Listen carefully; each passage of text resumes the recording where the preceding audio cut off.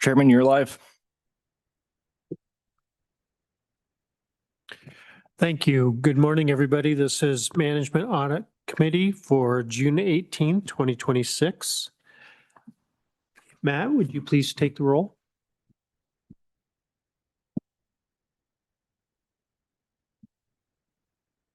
Senator Dockstader.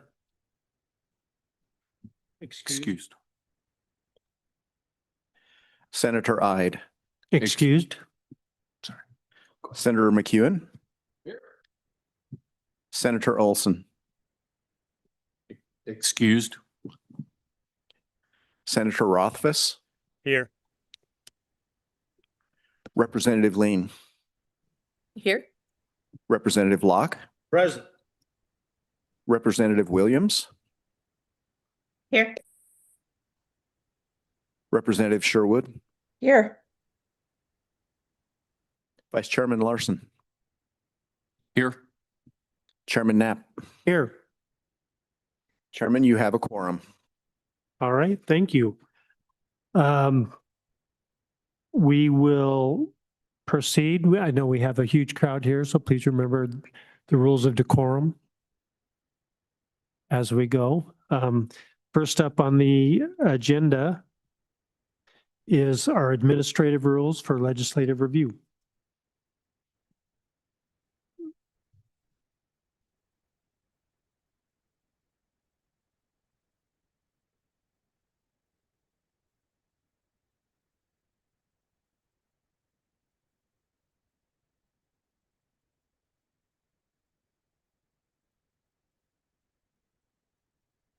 Good morning, gentlemen. If you could introduce yourselves, please.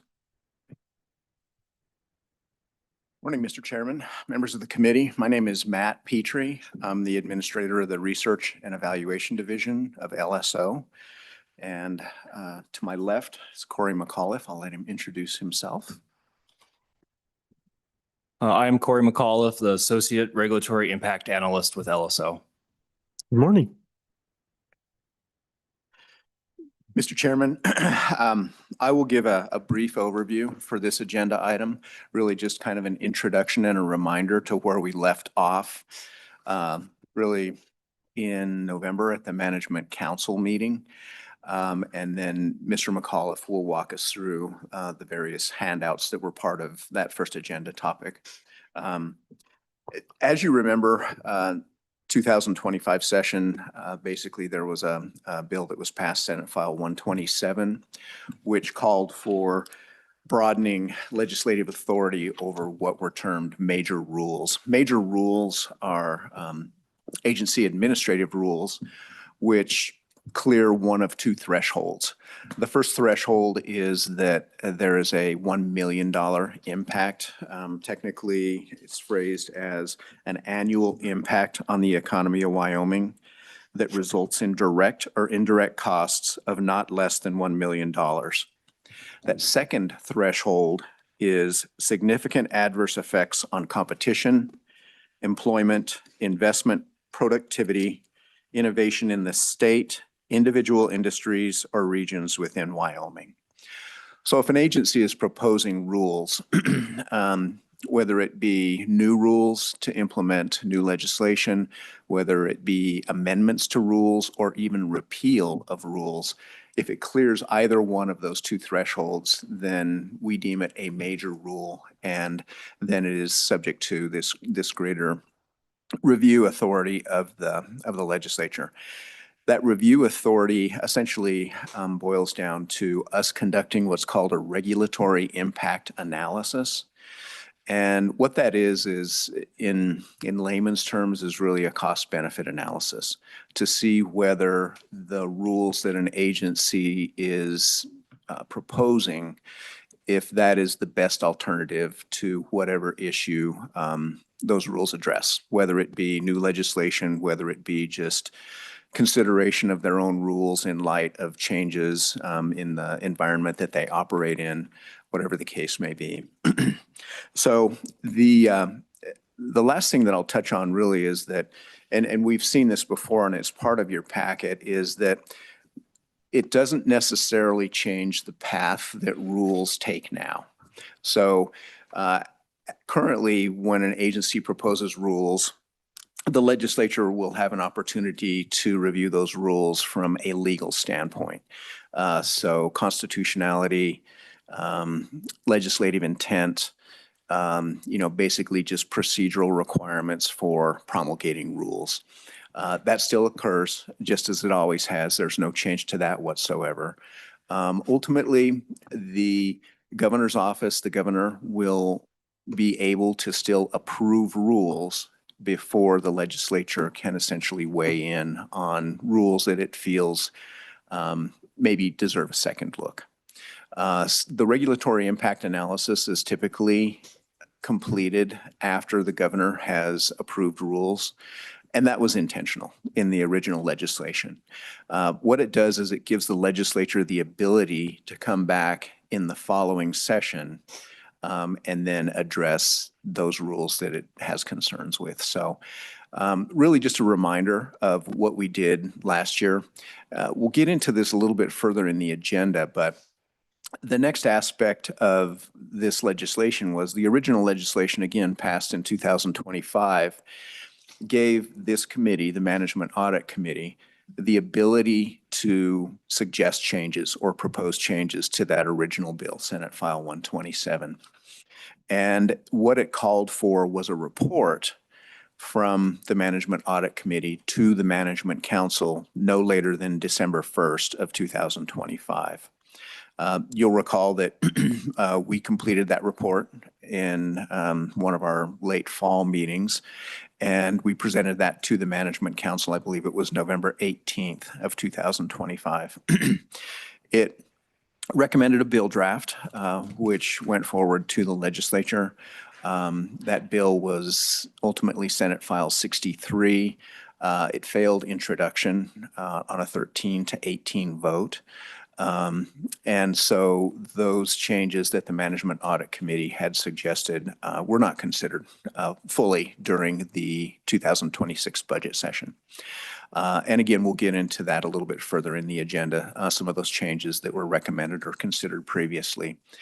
The last thing that I'll touch on, and Mr. McAuliffe will get into this in much more detail, is we have worked with the governor's office, the attorney general's office, Secretary of State's office extensively on rules. And what we have a July 1st effective date for this program. So those rules that are formally adopted on July 1st or later of this year are subject to this major rules determination. We prepared a packet of materials that we then asked the governor's office to push out to all cabinet members, all agency directors, and they did that. Actually, they did that, I believe it was June 4th. And so those entities in the executive branch that are affected by this have been notified and have been given what I feel is a very comprehensive set of directions in terms of how we will work with them in basically recognition of Senate File 127. I'll pause there. If there are any general questions, I'd be more than happy to try to address them. If not, I'll ask Mr. McAuliffe to jump into his presentation. All right, any questions from the committee? Yes, Representative Lean. Thank you, Mr. Chairman, and thank you, Mr. Petrie. So my question is, how many agencies currently have rules that are outstanding that will go into effect after July 1? Mr. Chairman, Representative Lean, I don't have a solid question for that. We've certainly been monitoring the rules that are submitted to the Secretary of State's office. What you'll have is those rules that were proposed where they started the 45-day public comment period. Those rules will potentially be subject to satisfying the definition of major rules. And so we could potentially be looking at those.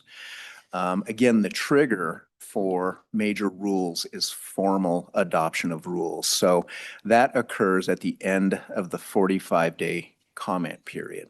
And so those rules that are in the hopper, if you will, at this time, if they are formally adopted on July 1st or later, they would be potentially subject to a regulatory impact analysis. Again, it would be dependent upon whether they clear one of those two thresholds, that $1 million threshold or that significant adverse effects threshold. I can tell you that agencies, I think, have done a very good job of, especially for legislation that came out of the 2026 budget session, of, moving on those rules quickly. And so that I think that there have been a number of rules that were driven by legislation out of the 2026 budget session that have already cleared that hurdle of formal adoption. And so those would not be subject to a regulatory impact analysis. We are essentially notified now from the Secretary of State's office when agencies submit proposed rules to them prior to the 45-day public comment period. And so we are aware of those rules that agencies want to promulgate, but haven't been given the green light, so to speak. Mr. McAuliffe will touch on that process a little bit more. But I guess the short answer to your question is I don't know specifically at this point. Follow-up, Representative. Any other questions? All right, you can proceed. Thank you, Mr. Chairman and members of the Management Audit Committee. Like I said, I'm Corey McAuliffe, Associate Regulatory Impact Analyst with LSO's Research and Evaluation Division. I'm here to briefly walk the committee through the regulatory impact analysis process, or in other words, the RIA process that LSO has developed for implementation beginning July 1st, 2026. My work has focused on helping research, develop, and prepare this process for implementation. The main takeaway I want to present today is that LSO has developed a structured process to implement the new RIA requirement for major rules. The process is intended to help agencies understand what information LSO will need, preserve LSO's responsibility for completing the analysis, and provide legislators with information at the end of the statutory timeline. Like Mr. Petrie had mentioned, in 2025, the legislature passed Senate File 127. That legislation created a new requirement for regulatory impact analyses for major rules that Management Council designates. A major rule may involve a new rule, an amendment to an existing rule, or the repeal of a rule. Under the statute, Management Council may designate a rule as a major rule if it will result in or is likely to result in either at least $1 million in annual direct or indirect costs to Wyoming's economy, or that significant adverse effects prong that Mr. Petrie also mentioned. And that focuses on competition, employment, investment, productivity, innovation, individual industries, or regions within Wyoming. For each major rule, LSO is responsible for completing the RIA, providing the completed analysis to legislators within that timeframe, and making the final analysis publicly available. Mr. Chairman, LSO's development work has focused on turning the statutory requirement into a practical process that agencies, LSO, Management Council, and legislators can use. During the development phase, LSO also informed the process by reviewing regulatory impact analysis approaches used in other states, then tailored the process specifically to Wyoming statutory requirements under Wyoming Statute 28-9-109 and Wyoming's rulemaking process. To support a holistic and targeted approach, LSO consulted with the Governor's Office, LSO Legal Division, the Attorney General's Office, and LSO Budget and Fiscal Division to inform the process development and ultimately the implementation planning. LSO organized the RIA process around two main phases. The first phase is early identification and screening before the statutory 50-day timeline begins.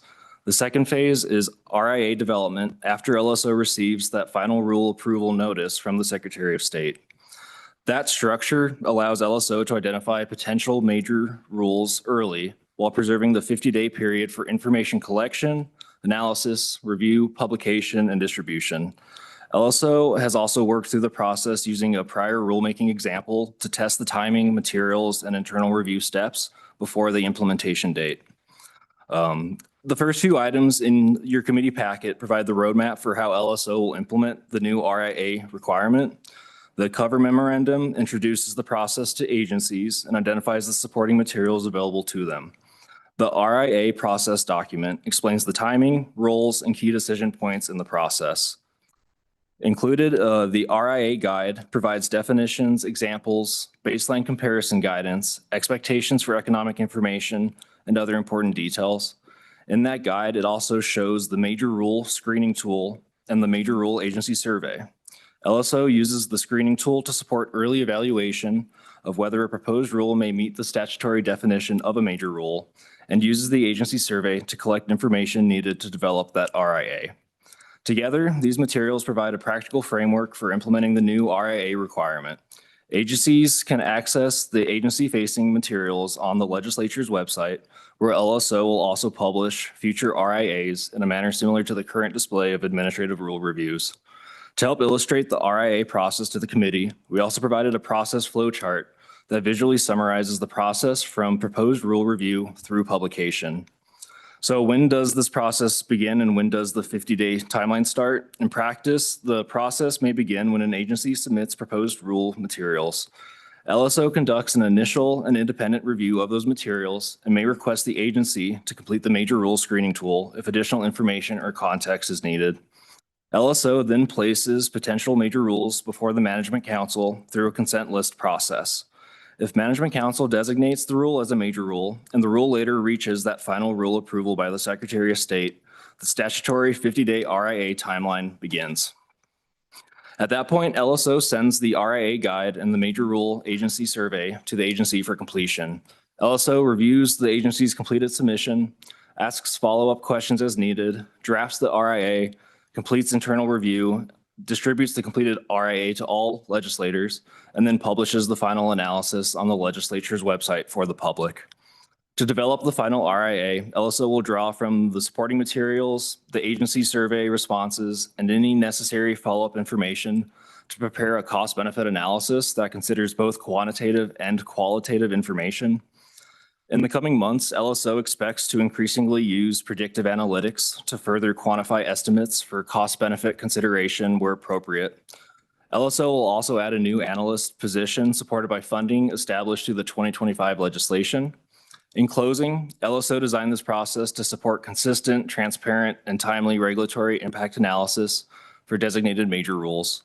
The RIA process will help agencies understand the information LSO needs, and legislators will receive a completed analysis that summarizes the rule's estimated impacts. With that, Mr. Chairman and members of the committee, I will stand for any questions. All right, thank you. Questions?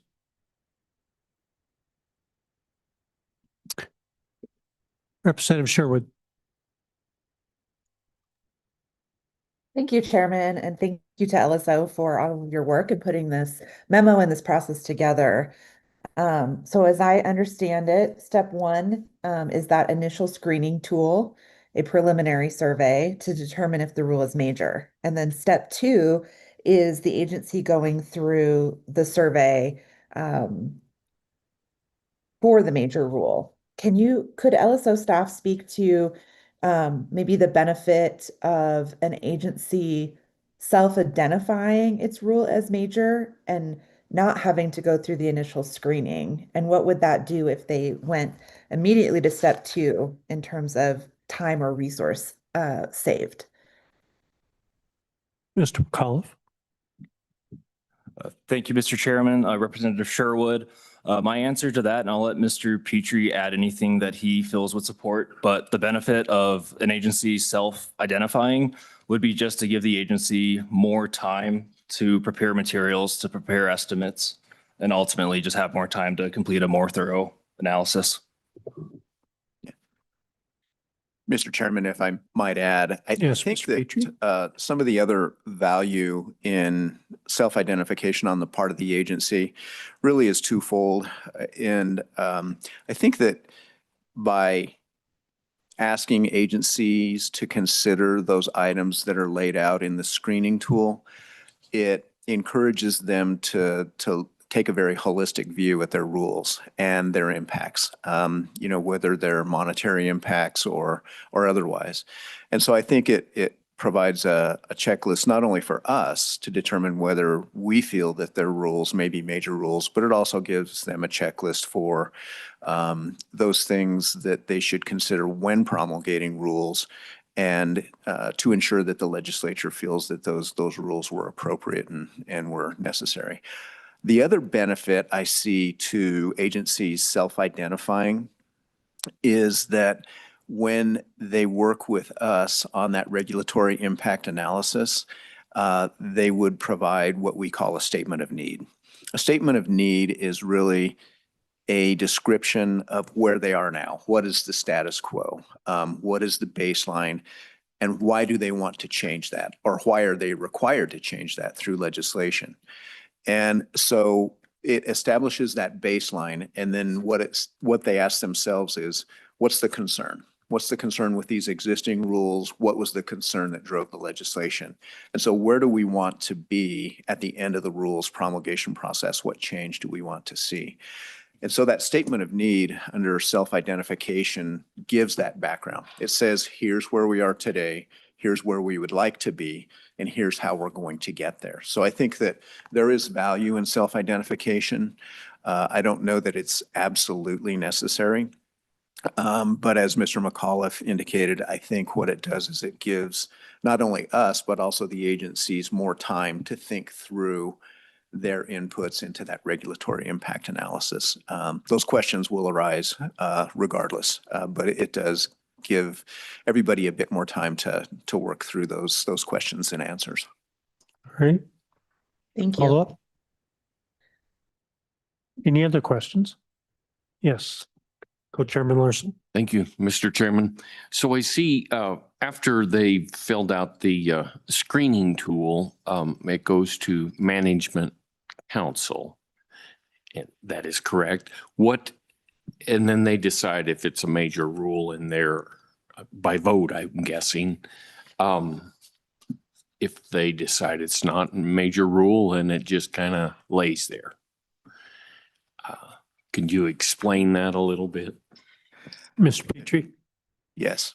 Mr. Chairman, Senator Larson, Vice Chairman Larson, excuse me.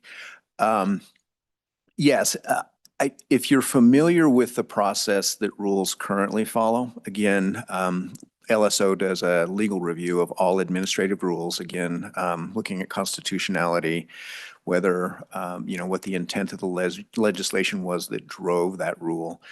And so what they do is they prepare a consent list periodically. And what they do is, and this is for every rule, regardless of whether it's a major rule.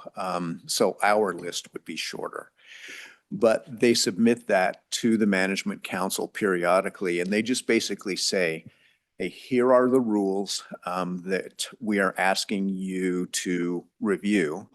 And then they go through that review process. They provide a brief explanation of that rule to the Management Council along with this email. And the Management Council then has 10 days to either object to promulgation of that rule or to let it go. If they remain silent, then that's assumed that there is no objection. And so at that point, LSO has conducted its statutory review of administrative rules from a legal perspective. And then it moves on to the governor's office, ultimately with Management Council's recommendation.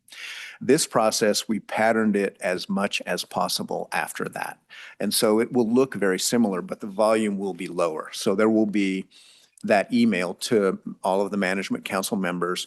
We will give them a brief, probably one-page memorandum on each set of rules, essentially giving them the same things that I just described, background, purpose, what the end result of those rules, promulgating those rules, what the end goal is.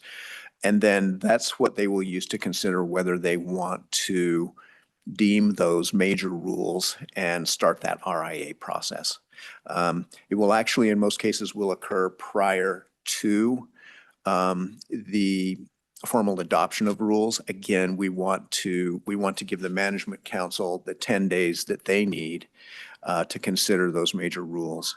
And then once they're formally adopted, then basically we can get started with the agency on that 50-day deadline in order to get that impact analysis finished.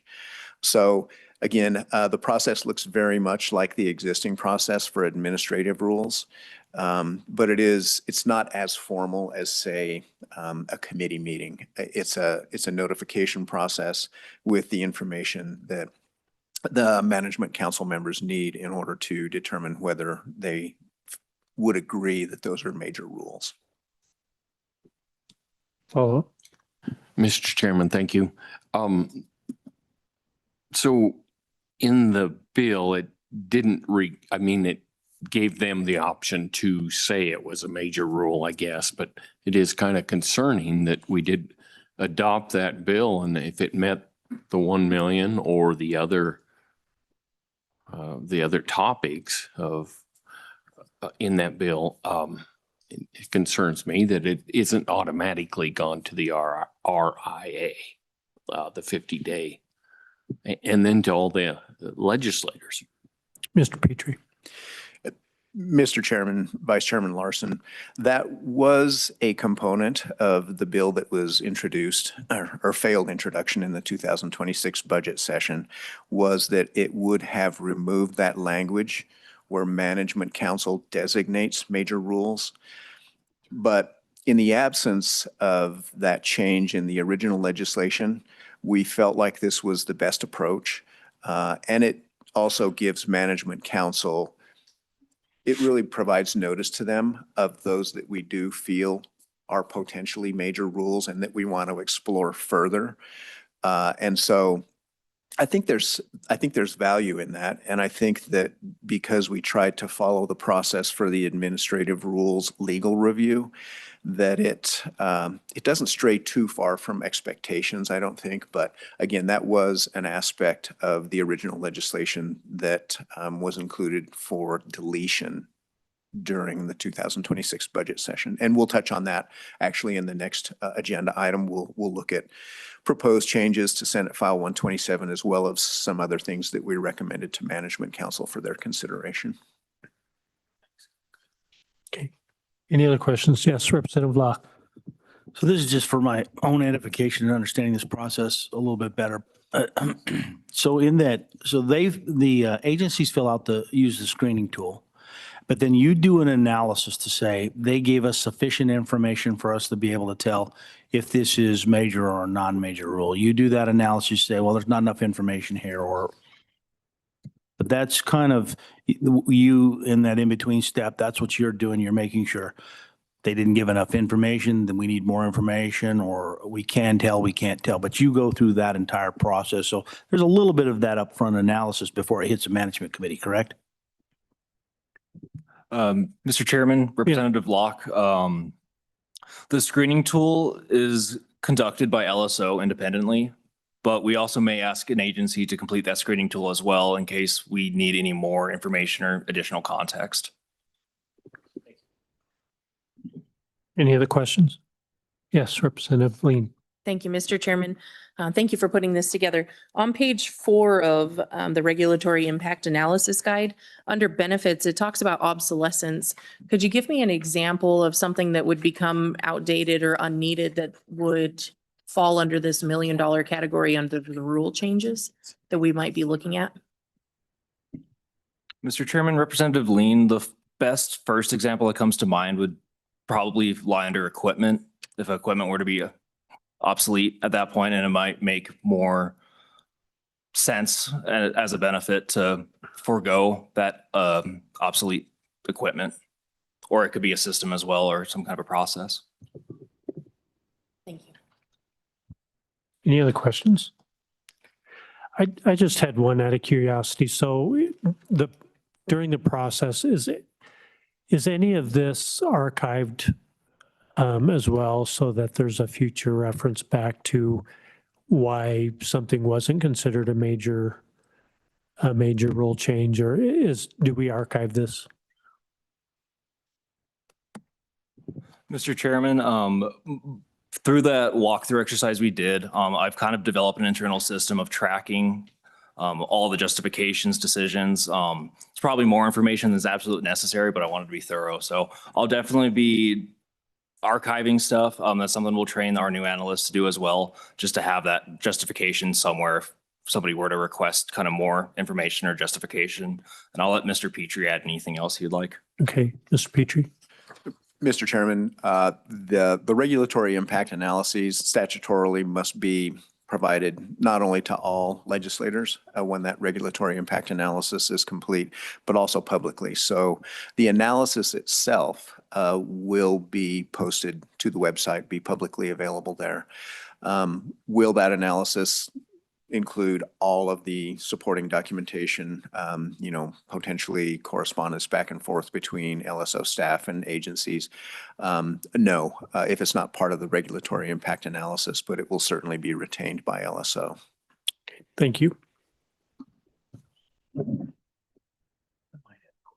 Yes, Co-Chairman Larson.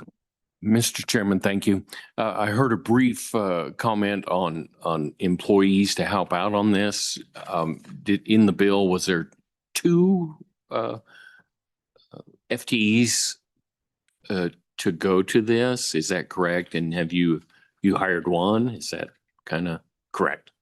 It is. Mr. Petrie. Mr. Chairman, Vice Chairman Larson, that is correct.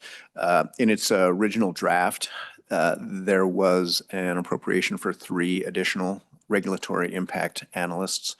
That was pared down to 2 at some point. We have hired one, Mr. McAuliffe, to my left. He's been with us since November 1st. We're actually conducting final interviews for that second position next week. And then, yes, so we will be adding that second one.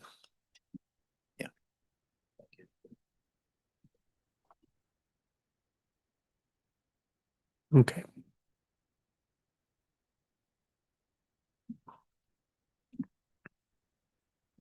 Mr. Chairman, if there are no other questions, that pretty much concludes our first agenda item. Our next agenda item is one that Mr. Anderson and I will walk you through. It's something that we've touched on a couple of times already this morning, and that's really what changes were proposed to the original legislation, and then other ones that we asked the Management Council to consider at its meeting in November.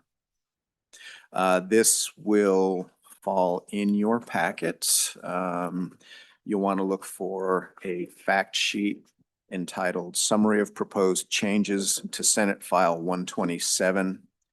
And then in parentheses, 2025 General Session, entitled Administrative Rules Legislative Review. So I'll start by walking you through just, again, a little bit of background. This may sound a little redundant. I'll probably touch on a few of the things that we've already touched on, but I think they're important for context. And then we can get into the legislation that was proposed for the 2026 budget session, as well as the report that went to the Management Council in November. So just as background, and you'll see it there as the first couple of paragraphs on your fact sheet, during that 2025 general session, when Senate File 127 was first passed, the legislature directed this committee to consider that legislation, take public comment, and then to come back with a report that was mandatory, statutorily required of the Management Audit Committee to the Management Council proposing changes to the original legislation. We did that and presented that information to the Management Council mid-November of last year. And then, as Mr. McAuliffe and I have touched on previously, the original legislation passed in 2025 called for a July 1st, 2026 implementation date. That has not changed. And so we are ready to roll. The report that was submitted to the Management Audit Committee is found immediately following this fact sheet under Appendix A. And so you can see exactly what we presented to the Management Council at its meeting in November. And it's a relatively lengthy document, some narrative there, as well as a copy of the original legislation, Senate File 127 from the 2025 session, a copy of the draft legislation that was submitted for introduction during the 2026 budget session. And there are a couple of other things there that were just informational, really for the Management Council's benefit during that presentation in November. A timeline that shows how the rules promulgation process has changed with the passage of Senate File 127. But again, not necessarily new information, but we felt it was important to provide that as context for this conversation. So the direction from the Management Council to the Management Audit Committee, it did ultimately result in Senate File 63, which is the bill that Mr. Anderson drafted for the 2026 budget session, considering some of those changes. And that is embedded in that Appendix A. It was part of the report to the Management Council. As I indicated in the previous testimony, that legislation failed introduction in the Senate on a 13-18 vote. But I think that piece of legislation provides a good starting point for this conversation in terms of what changes this committee may want the legislature to consider in the general session, if any. And so the balance of this document really just summarizes those revisions that were outlined in Senate File 63, as well as some other considerations that were pointed out in the draft of Senate File 63 prior to it actually being assigned a bill number. And then the other thing that I'll mention, and then I'll turn it over to Mr. Anderson for a discussion of what was in Senate File 63 and how we arrived there, is that obviously 7 months have passed, 8 months have passed since we presented that report, the Management Audit Committee report, to the Management Council. And we've continued to learn a lot about promulgation of administrative rules and greater legislative review of administrative rules. And in large part, that's been due to just working with other states that have really taken this on earlier than the state of Wyoming did. We worked extensively with Florida, Kansas, Indiana, looked at quite a few things in the state of Louisiana. And so we feel like we've got a pretty good handle on best practices and things that have been attempted in other states that are similar to this and successes. So with that, I'll pause for questions. If there aren't any, I would ask Mr. Anderson to walk you through what we considered for Senate File 63 in the last session. Thank you. Questions from the committee? Great. Seeing none, Mr. Anderson. Good morning, Mr. Chairman. Josh Anderson from LSO. So this bill is in that same document that Mr. Petrie was talking about. It's under Appendix C. It's 26 LSO 106 Working Draft 0.5, which would become then Senate File 63 when it was offered for introduction. This version was included just because it had some of the staff comments that included some of the additional potential changes that the committee may want to consider. So the bill just does a couple things. The first change on page 2 of the bill, and as was kind of briefly discussed earlier, adds a new subparagraph M to what is included in the notice of new rules or, rulemaking action. But it would require the agency to specify that whether or the rules are major rules, and then also include a statement that they are major rules and include a statement of need for that major rule and any additional information necessary for the regulatory analysis. Continuing on to page 3, subparagraph F, again, this is the Secretary of State's rules on rules, and essentially would just require the Secretary of State to adopt rules to ensure that the agencies provide that information necessary for the regulatory analysis and that statement on whether the rules are major rules. The next change at the bottom of page 3 is in the definition of major rule, and it would delete the the inclusion of emergency rules in that major rule. And as you recall, last year that was stricken essentially because they're usually duplicative, and the time frame that they exist, it didn't necessarily make sense to do a regulatory analysis for those emergency rules when they would also likely be doing the same analysis for the permanent rules that would be being adopted. And then it also would delete the designation by management council. And that was also discussed earlier. The current process is that management council needs to designate whether the rule is a major rule. You'll see in the staff comment there at the top of page 4, one additional change that could be considered, and that other states that have done this, some of the other states have included this, which is an exclusion for rules that are required to comply with federal law. So that was one potential addition that the committee could consider. Then continuing on in page 4, paragraph 1 and 2, paragraph 1 is amended in the bill last year. It was previously $1 million annual impact, and that was changed to $200,000 per year. And then 2 there is essentially was included, not amended, but is referenced in the staff comment, just for consideration of whether that paragraph is necessary. It does not include any measurable benchmarks, which may make it difficult for agencies to apply in determining whether or not something is a major rule. So again, just something for the committee to consider. And that was essentially the bill as it existed last year prior to introduction. And I take any questions, Mr. Chairman. Questions? Yes, Representative Locke. I know we're just getting to the point where, thank you, Mr. Chairman, sorry. And thank you guys for this analysis. Just really quickly, I know we're kind of just getting to the point where we're getting the rules and everything. Do you guys see this? Do you guys see, can you give us any feel for what the impact of not addressing this emergency rule issue?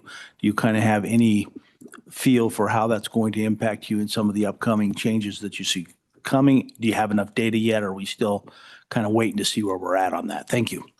Thank you, Mr. Chairman. Mr. Petrie. Mr. Chairman, Representative Locke. Emergency rules as it stands now, because the bill did fail introduction that would have removed that from the definition of major rules. I think it's still problematic for a number of reasons. Emergency rules, you'll even notice on the Secretary of State's notice of intent form, they specifically segregate emergency rules and rules that are necessary because of changes in federal law. And so they kind of look at 3 classes of rule submissions, those 2 latter ones that I just described being segregated from others for various reasons. But emergency rules, as Mr. Anderson just indicated, typically are done very quickly.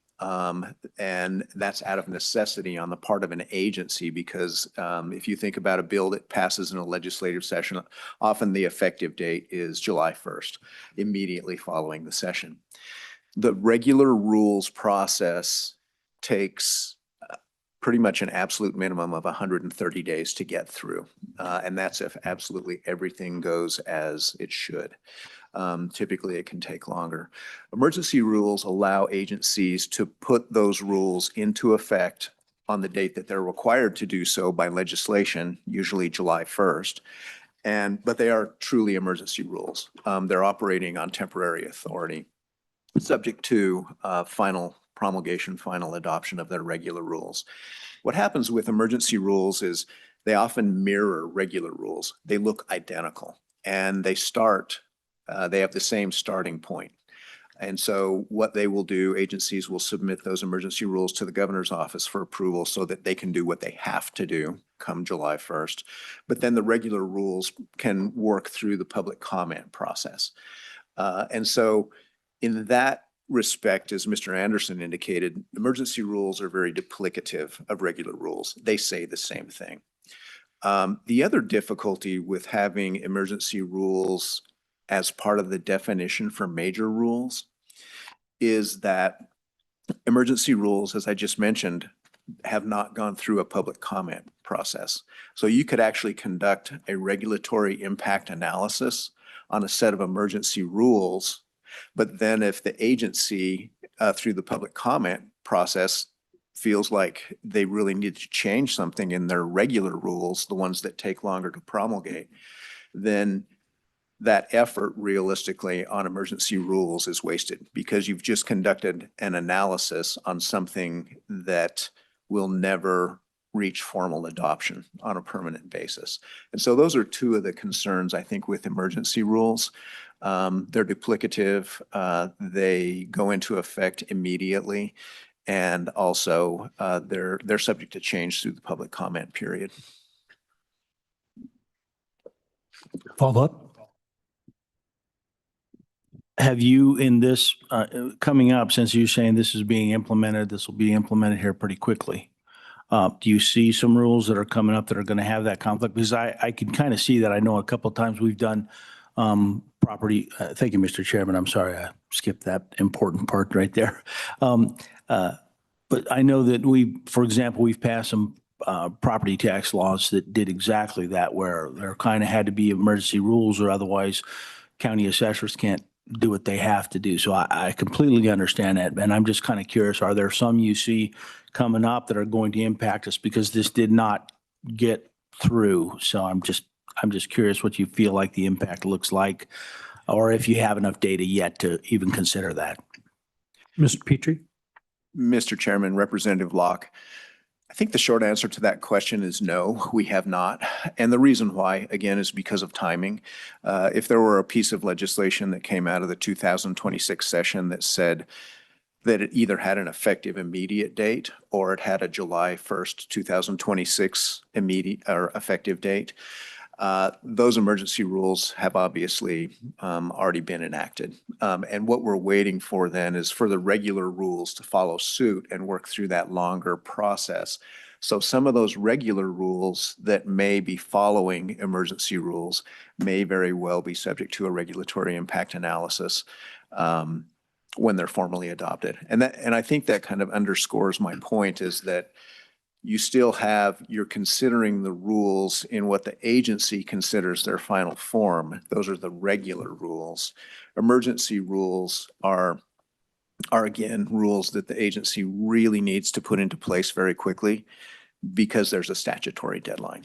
And, but in most cases, regular rules, the language of regular rules, unless it changes during the public comment period, are identical to the language in emergency rules. Yes, Representative Lean. Thank you, Mr. Chairman. I kind of want to go to the federal law portion of this bill on page 4, lines 11 and 12, where it talks about that we would put in the language other than a rule that is required to comply with federal law. Recently, there was a judge in Montana that issued a ruling that will drastically impact Wyoming oil and gas. And so how does that take effect with a judge's federal ruling and changing rules in Wyoming? Would judge decisions coming down ultimately force an emergency rule to come about in Wyoming? Mr. Anderson?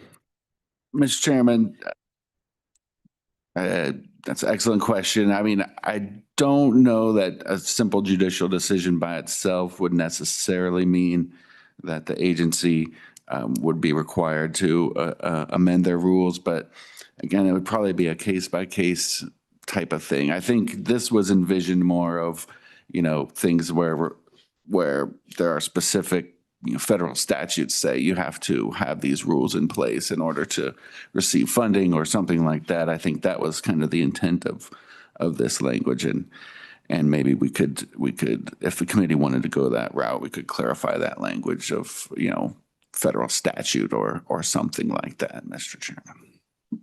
Thank you. Follow up. Along those lines, does an agency typically wait to address those rules once all appeals are done, or do they look at it just on a basis of a ruling itself?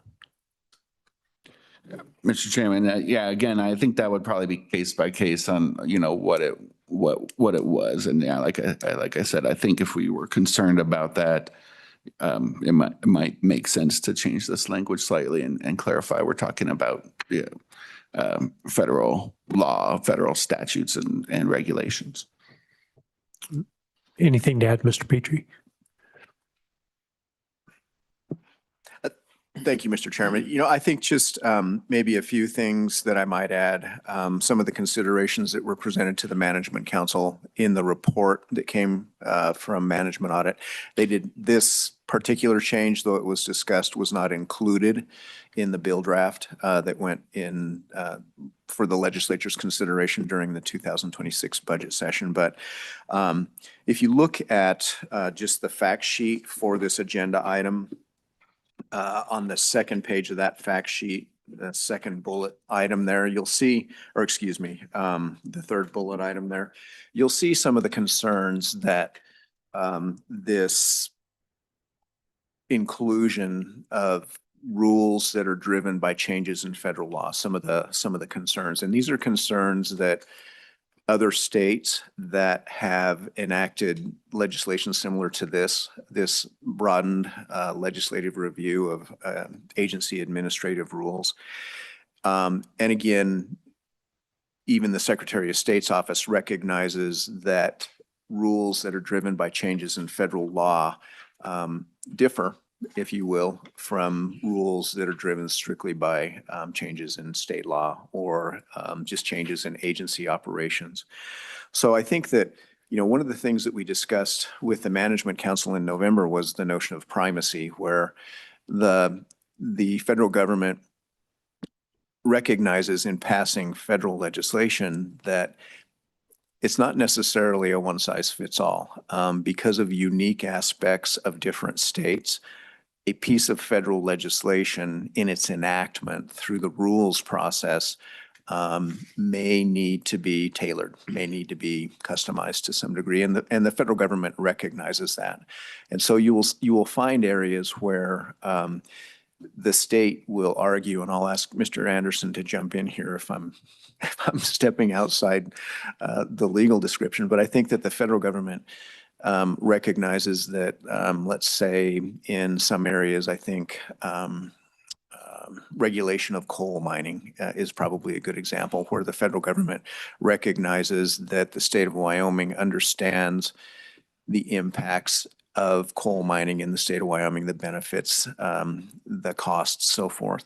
And so what they do is they allow the state of Wyoming to promulgate rules that are tailored to the state of Wyoming, but they still have to recognize that federal authority.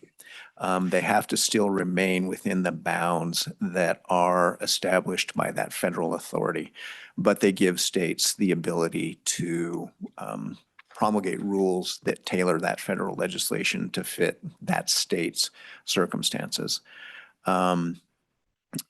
That, I think, was probably the primary argument that was presented to the Management Council, and you'll see that as part of the report that was submitted from the Management Audit Committee to the Management Council in November.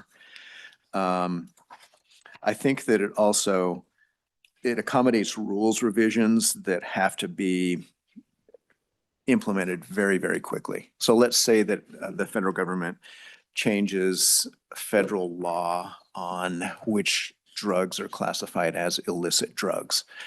The Attorney General's office, its criminal division, has to update those drug schedules, if you will, very quickly.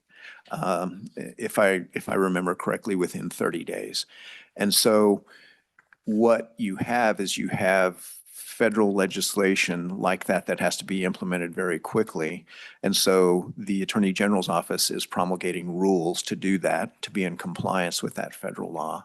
But then this regulatory impact analysis would follow much, much later. And the Attorney General's office would be required, depending on the magnitude of the change that rule would potentially create, would be required to go through a regulatory impact analysis for things like that, changes in the drug schedule. and classification of illicit drugs. So those are, I think, just some of the general concerns in terms of rules implemented or promulgated at the state level in recognition of federal lawmaking authority. I guess the one other one, I think the obvious one is that if Wyoming fails to implement rules acknowledging federal legislation when it's required, that it potentially jeopardizes federal funding. And I think that that's a large concern and why some other states have exempted rules driven by changes in federal law from a process like this, from a regulatory impact analysis.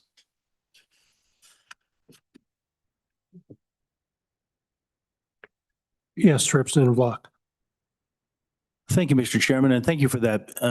I guess that's a question I have about the federal rule or the federal law exemption. The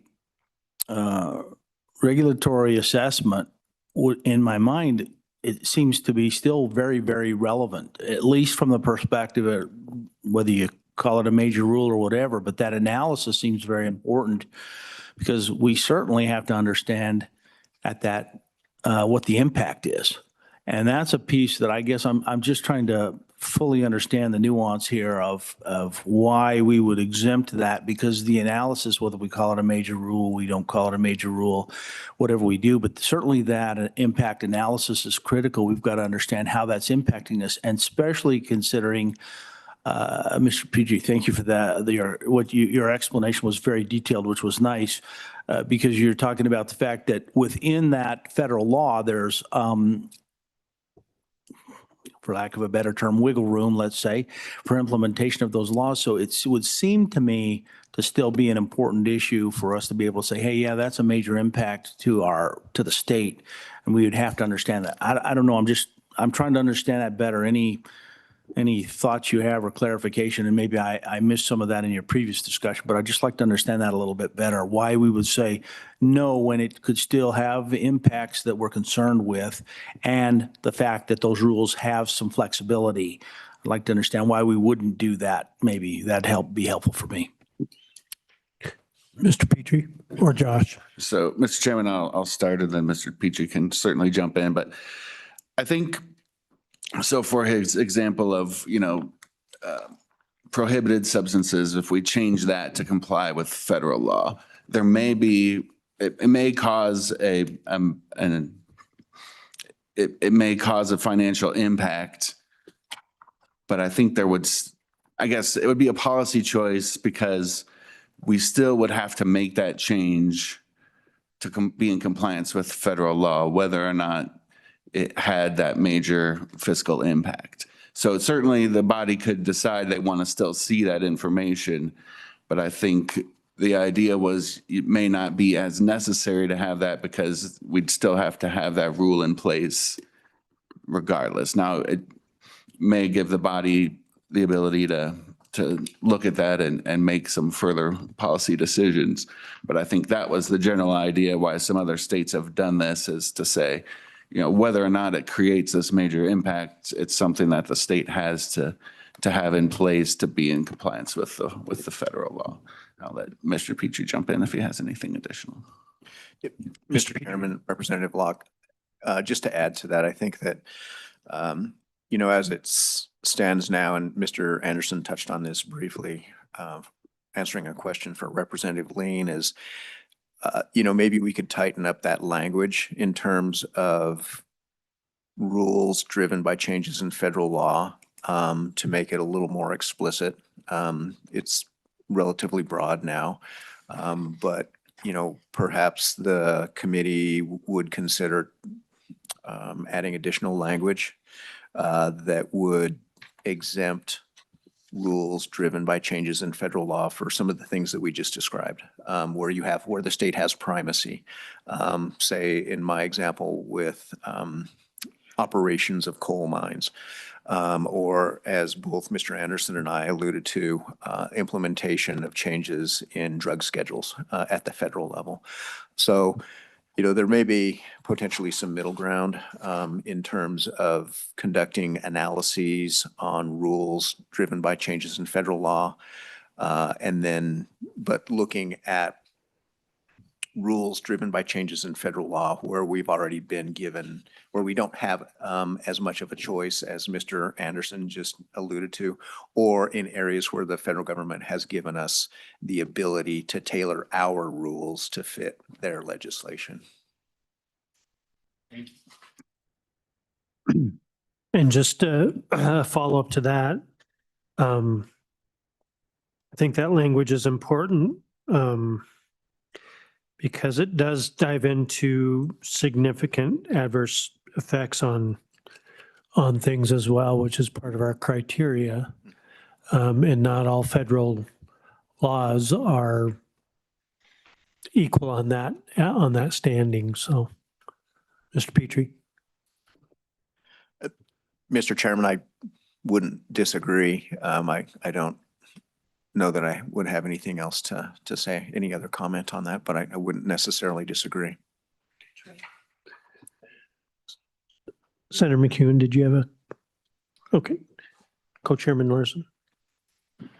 Mr. Chairman, thank you. I guess I have questions on the annual impact on the economy. I think that might have been a big discussion. I don't know if that was in Management Council or during the Senate brief introduction. Obviously, it's very brief. We changed it to $200,000 per year. Could you comment on your thoughts on that? I think we discussed this a lot when we were doing the bill originally. Mr. Chairman, Petrie. Vice Chairman Larson, when the bill was first drafted, the threshold was $1 million.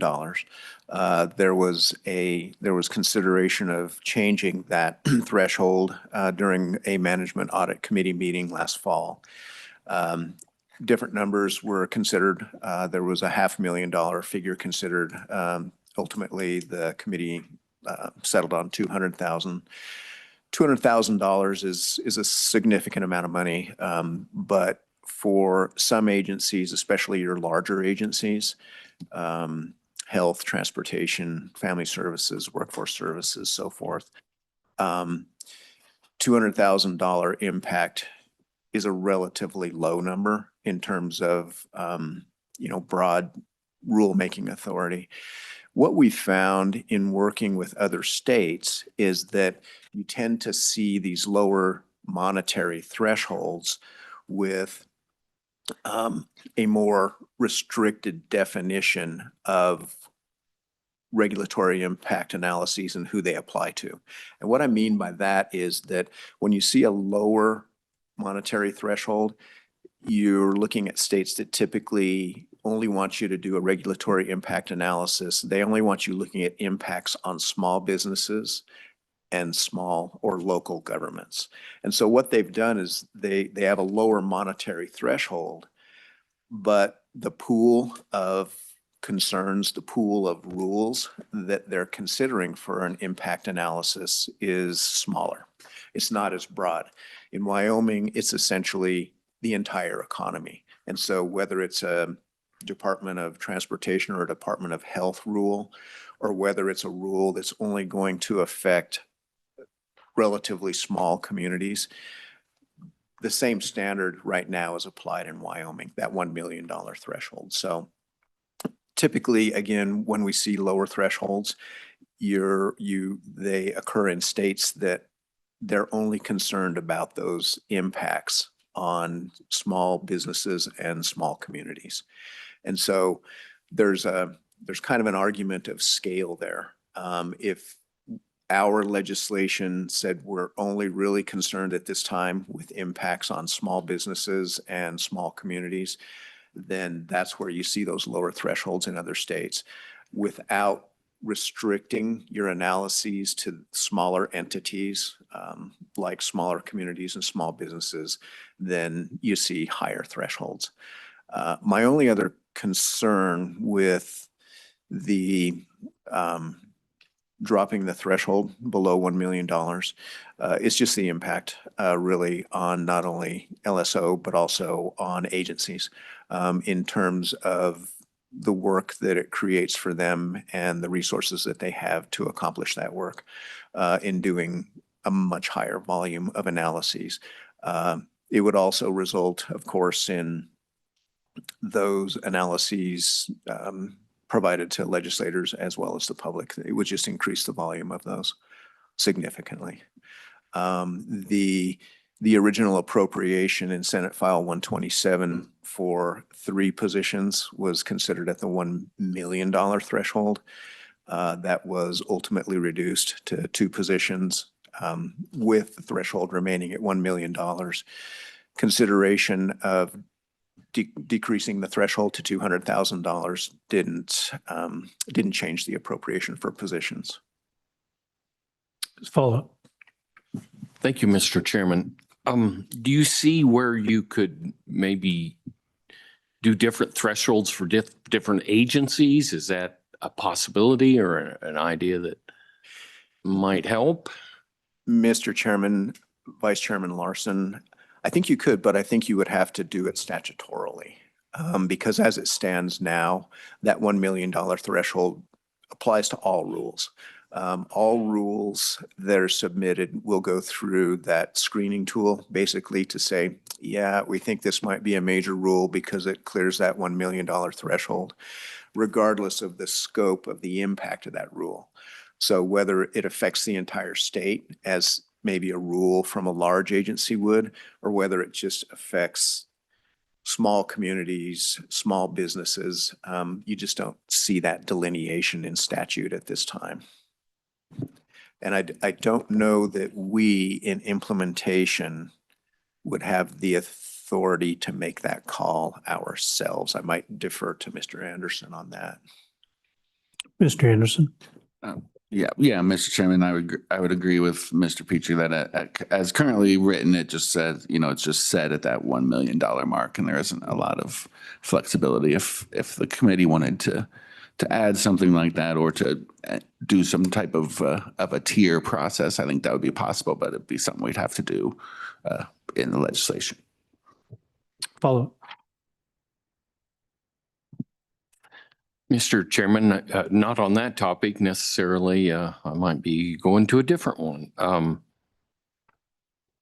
I'm trying to find it. I guess it would be on page 4, item 2, where we had the significant adverse effects on competition, employment, investment, productivity, or innovation in the state. And then you go to the staff comment where it says that paragraph 2 does not include any measurable benchmarks, which would make it difficult for agencies to apply. Do you have any idea of maybe what you're referring to? Do you have an idea of what benchmarks might be possible? Anything like that? Mr. Petrie? Mr. Chairman, Vice Chairman Larson, I think that the concern with that language, significant adverse effects, is that it's more subjective than a monetary threshold, which is more objective because you're dealing with a specific dollar amount. And I think just as an example of that subjectivity, what would be a significant impact to a large agency, again, Department of Health, Department of Transportation,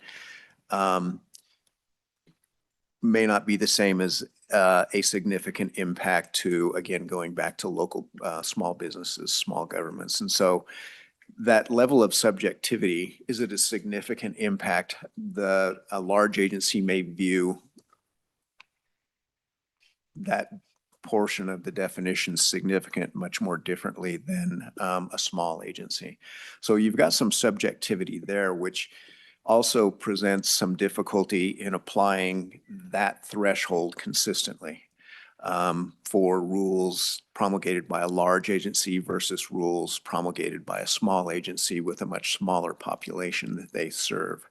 So there's that aspect of it. And I think that what we see again in other states is that they too really rely on monetary thresholds because they are quantifiable and they can be applied more consistently across the board. So I think the other potential difficulty with that term significant adverse effects is it implies you're only concerned with negative effects, whereas a monetary threshold does not. With a monetary threshold, you're obviously looking at benefits and costs in any situation, but with a monetary threshold, you're looking at both the upside and the downside. Significant adverse effects is a bit of a judgment call. And I think that in some situations, it depends on who you are as to whether something is adverse or it is not. And just to give an example, if there's a fee increase, is that adverse to the people who pay that fee? Potentially. Is it adverse to the entity that collects that fee? Potentially not. So I think that there's just much more subjectivity associated with that threshold than with a monetary threshold, which is more quantifiable. And as Mr. McAuliffe indicated in his presentation this morning, we're going to be using software. It's called predictive analytics software that is very similar to what the Economic Analysis Division uses. So when they model things like tax increases, we will have software similar to that we can use to kind of underpin those calculations and reasons why we think something has crossed that monetary threshold. The software does not look at more subjective issues as significant adverse effects would allude to.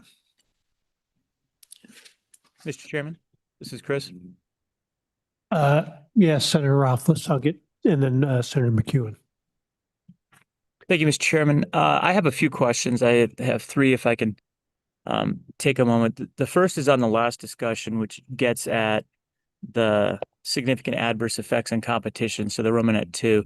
It seems like we won't be able to really implement that Romanet 2 because it's not appropriate and or not feasible for our staff to really make a determination on adverse effects on competition, et cetera. So it's my understanding that really Romanet 1 will be the only functionalized criteria for decision as to whether or not this is a major rule. Is that accurate, Mr. Petrie? Mr. Petrie? Mr. Chairman, Senator Rothfuss, I would say yes, that is accurate. Thank you. Mr. Chairman, my second question gets at the $1 million question, which is the $1 million question. And Mr. Chairman, we've had a lot of discussion on this, and I'm curious whether with the amount of time that Mr. Petrie and his staff have had to look at this, there is now an understanding of how many implicated rules would trigger the $1 million threshold versus a $500,000 threshold versus a 200,000 or a 2 million. It seems like we now have a little better understanding, and we could start narrowing in on what is appropriate from a workload and staffing standpoint. So the question there is, do we have a better grip on that? And sort of the corollary to that is, do we have the right number of staff right now, or are we anticipating with the second FTE the right number of staff to manage a workload with a $1 million trigger? Mr. Petrie? Mr. Chairman, Senator Rothfuss, that is the $1 million question. I think that, I think with the $1 million threshold, the 2 full-time equivalent positions that we received, I think that we're good. I do have concern that if the threshold were to drop significantly below that $1 million, that we might not. I do not have a good answer to Senator Rothfuss's question on how much that volume of work would increase if we essentially dropped the threshold by 80%. I think in time, I think we will certainly have that answer. We could certainly look at it. The difficulty comes in that we have not yet asked agencies, and we haven't yet looked at rules that have gone through the rulemaking process through that lens. We haven't asked agencies to say, if this threshold was $200,000, would these be major rules? And we haven't done that ourselves either. And so I think that we, because of the existing legislation and the existing threshold, we have looked at it through that. Does this clear the $1 million bar? But we have not looked at, say, legislation that passed in the budget session as to whether we felt like they would clear that $200,000 bar. So I guess the short answer to Senator Rothfuss's two questions is I feel that staffing for a $1 million threshold is adequate. We have not really done an analysis to see what the workload volume would increase by if we drop that significantly, that threshold. Thank you, Mr. Chairman. A quick follow-up on that, getting to the workload aspect. I'm curious about the workload that this will represent to our agencies, not just internal to LSO. Obviously, our fiscal note process ends up having a rather significant administrative impact for agencies when they're doing their simple calculations and estimates on what the budget implications are for bill drafts. And as we're putting together 500 bill drafts, that can end up being quite a bit of time, I think. And I'm curious if we are getting a sense of how much additional workload impact this will be to agencies. I assume some would be able to manage that relatively well. Department of Health has great fiscal support analysts, but maybe other agencies and bureaus of agencies wouldn't necessarily have that capacity. Is that something that conversations have been led on so that we're getting an understanding of the implications of this legislation? Mr. Petrie. Mr. Chairman, Senator Rothfuss, those conversations have been had, and even this committee considered those things last fall because Senator Rothfuss is absolutely right.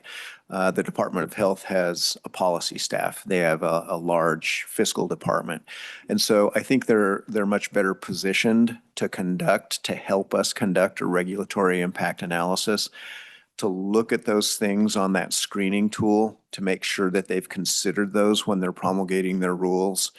And then if there is a rule that clears that $1 million threshold and is deemed a major rule, then working with us to go through the survey so that we have the information to produce the regulatory impact analysis. And if you have a small board, let's say that is implementing a rule that was driven by a piece of legislation, do they have the same resources as the Department of Health to consider those things, to answer those questions? Clearly, I think they do not. It doesn't really change our approach because we still have to conduct that regulatory impact analysis. So I think in situations like that, it's going to be not only more work, certainly for a small agency like that, but it'll be more work for LSO as well, because we're going to have to spend more time helping them answer the same questions that we'll be asking of a large agency with a large staff. But certainly, I think there's a benefit of scale here. Large agencies are better equipped to assist with this kind of analysis than small agencies, but if the impact clears the $1 million threshold, it still has to be done. Great. And Mr. Chairman, I had one third question area, if I may. All right, go ahead. Thank you, Mr. Chairman. The third area gets back to some of the discussion on the need to add a little bit of an amendment to the existing language, which relates to rulemaking that is triggered by federal legal changes, something which is effectively induced by the federal government. My question is whether the existing statutory provision that provides the management council with the authority to deem something a major rule or not would be a workable relief mechanism for that process. So effectively, you might go to them with a recommendation that, yeah, this has a $3 million difference, but we recommend to you that you reject it as a major rule because it's simply reactive to federal law change, and that the rules would comply with that. And then it would be up to management council to decide whether they wanted to trigger a new full review or whether they accept that it's just a rudimentary change that's based on compliance. It seems like that mechanism is part of the reason why the management council is involved. Would that not work effectively? Mr. Petrie or Mr. Anderson?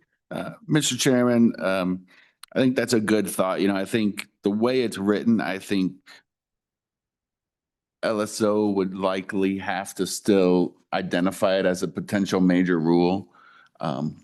Now, certainly if that became the practice of management council to want that additional information on whether it's needed to comply with federal law, I think as it's written, there is certainly some ability of management council to make that final decision and could potentially, as you noted, potentially provide that relief there, but certainly not explicit in statute, but I do think that is a possibility, and I'd let Matt give anything additional he might have. Follow up? No? Yeah, Mr. Chairman, I'm sorry. Oh.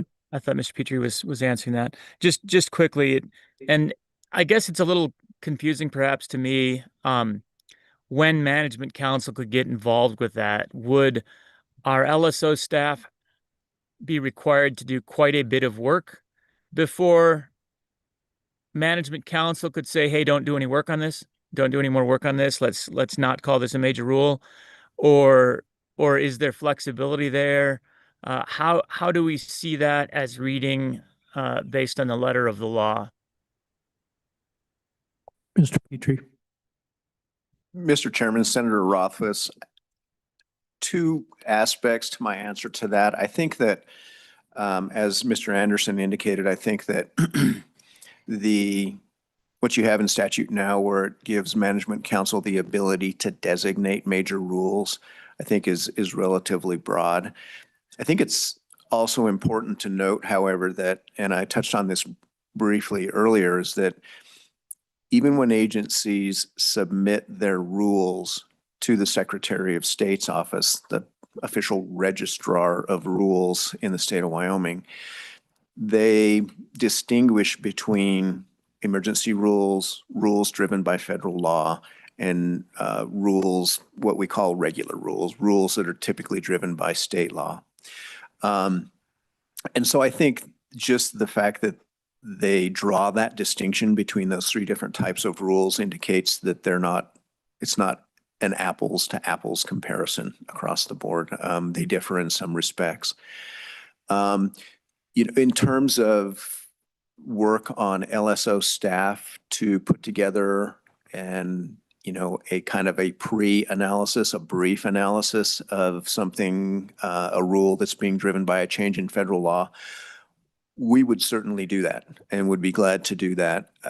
And then, part of that I think would be identifying, is this a rule change that is driven by federal law? That's going to be a very easy determination for us, because when they file with the Secretary of State's office, their notice of intent will indicate that. It's just simply a checkbox on that notice of intent form where they say, yeah, this rule is being driven by changes in federal law. So we could include that in our memorandum to the Management Council. It would be very evident to them.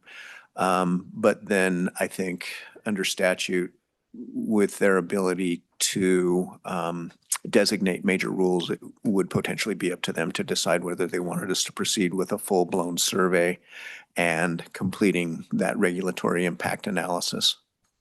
Mr. Chairman, and that's exactly what I was hoping would be the case. It seems to me that's almost a strength instead of something that needs to be revised as long as it works that way. Because there might be an instance where you want a full review based on a federal legal change that requires a rule change. It might be important to actually do that analysis, but 9 times out of 10, I would assume the management council would understand that there's no reason to do that work. So as long as that can be done at the beginning of the process before agencies have to do their reporting and before you have to do a substantial amount of work, then it seems like statute is written well right now and we don't need to change it. But if there would be a requirement that you have to do all of the work first before that recommendation is provided to management council, then we would need to change it so that we can have that upfront recommendation and opt out if appropriate. Thoughts? Mr. Petrie? Mr. Chairman, Senator Rothfuss, I would agree with that. I think that really what it does is we would provide that information anyway. If we had a rule that we thought was going to satisfy the definition of a major rule, even if it were driven by changes in federal law, we would certainly still put that memorandum together to provide to the management council. Obviously, it would include that information, but that would then at least know that they're dealing with something, again, a rule that is being driven by federal law, maybe something that wasn't driven by a change in state statute or a change in an agency's operational policies. So I think that that piece of information is important for their consideration, and we would include it anyway. But I think that it also provides background for their decision, should they choose to make it. And I think that, just having that background would be important. Great. Follow Great, up? thank you. Nope, thank you. All right, Senator McEwen.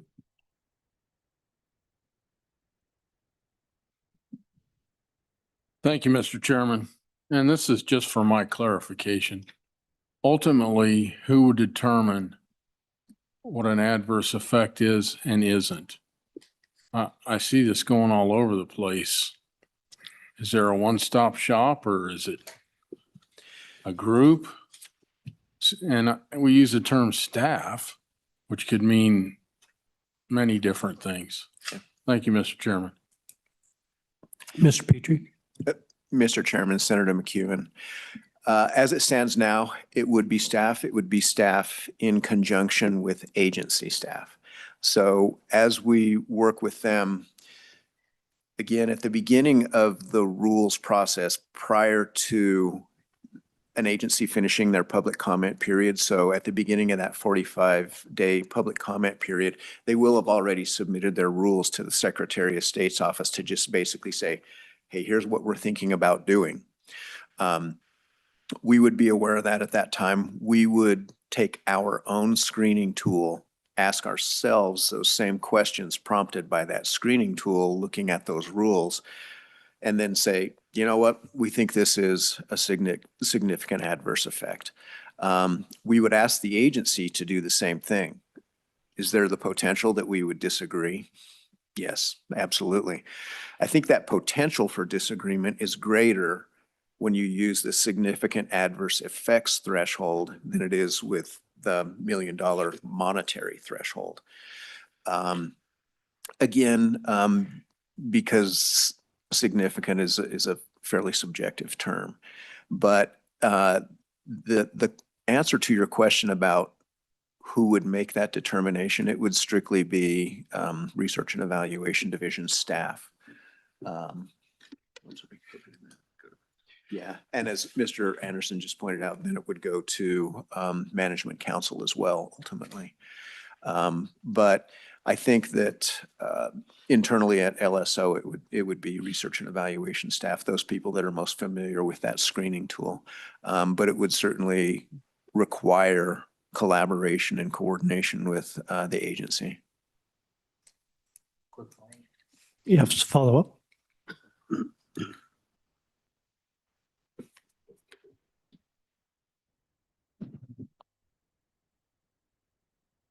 I guess where I'm headed with it is if there's a conflict between research and management council, who makes that decision? Is it basically management council? Mr. Petrie? Mr. Chairman, Senator McEwen, I would say yes, it is management council.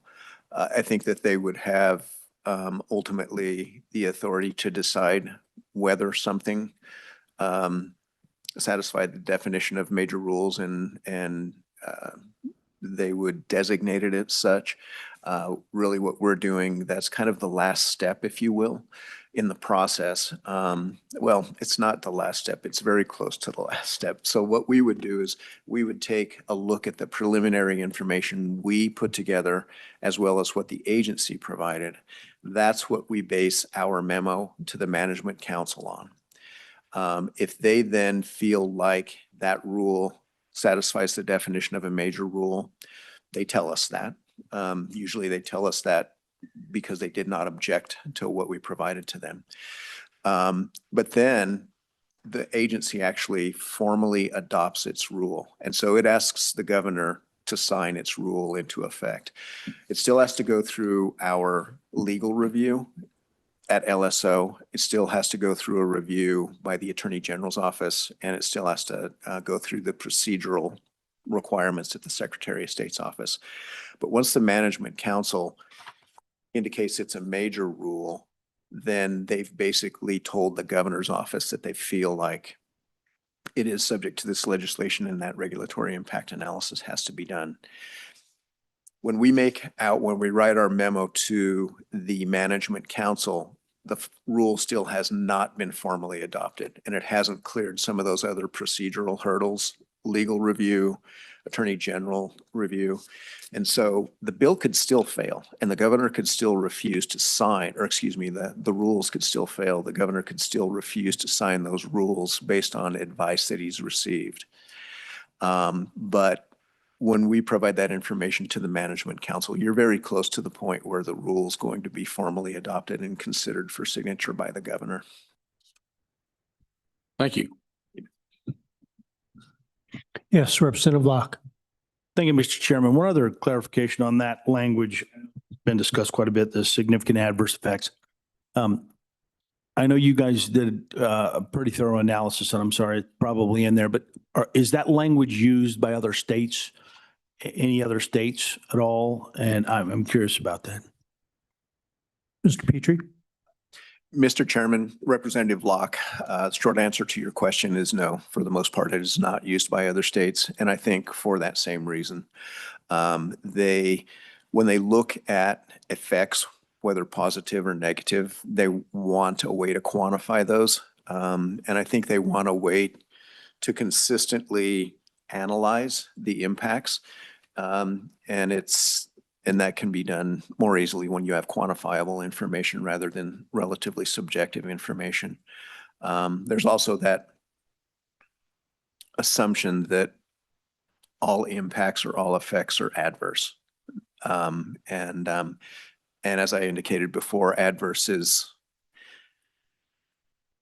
what's adverse to one party is not necessarily adverse to the other party involved in a transaction. And so I think that what we saw in working with other states is that they avoided that type of a threshold. They really focused in on monetary impacts.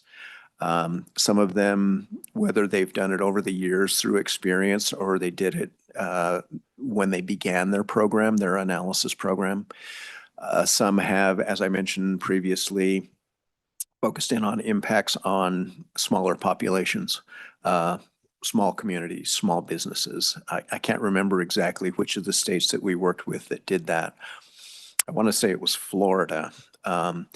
And so they were really only concerned with impacts on a more restricted set of populations, if you will. But they still used a monetary threshold.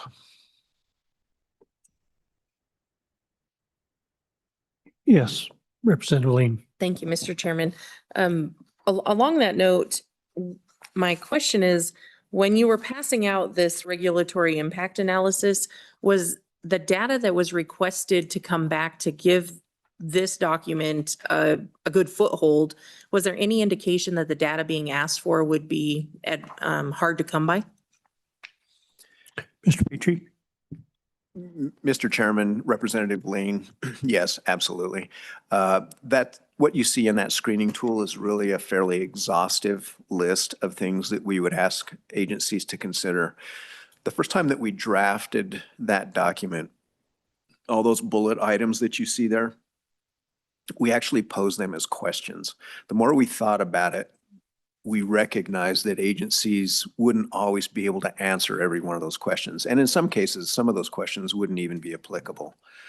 And so what we did was we shifted from, asking questions of agencies that they would feel obligated to answer to basically providing them with a checklist of if you're promulgating rules, these are the things that you need to think about when promulgating rules, the effect on stakeholders, what the level of those effects are. And then, and I think that it has the potential to improve rulemaking. It's a tool that agencies, I think, could use to ensure that they've thought about things that could potentially come up in a public comment period. But absolutely, and getting back to the previous discussion about scale, if you put that screening tool or the survey in front of the Department of Health or the Department of Transportation, they're probably going to be able to address every single one of those bullet points.